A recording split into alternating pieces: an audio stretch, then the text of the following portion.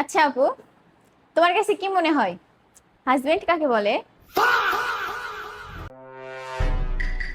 তোমার কথা বলতেছি।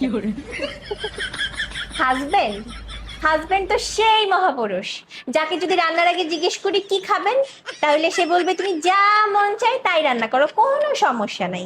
কিন্তু যখনই খাইতে বসবে তখনই বলবে এগুলা কি রান্নছো, এগুলা কি আমি খাই, এগুলা কি খাওয়া যায়?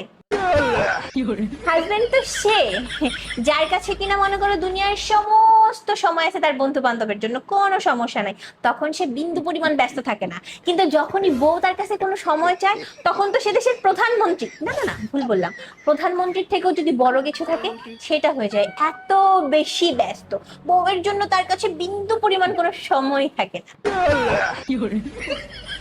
আর হাজবেন্ড হাজবেন্ড তো সে, যার কাছে তার বোন বুড়ি ধামড়ি হয়ে যাক কোনো সমস্যা নাই, তারপরে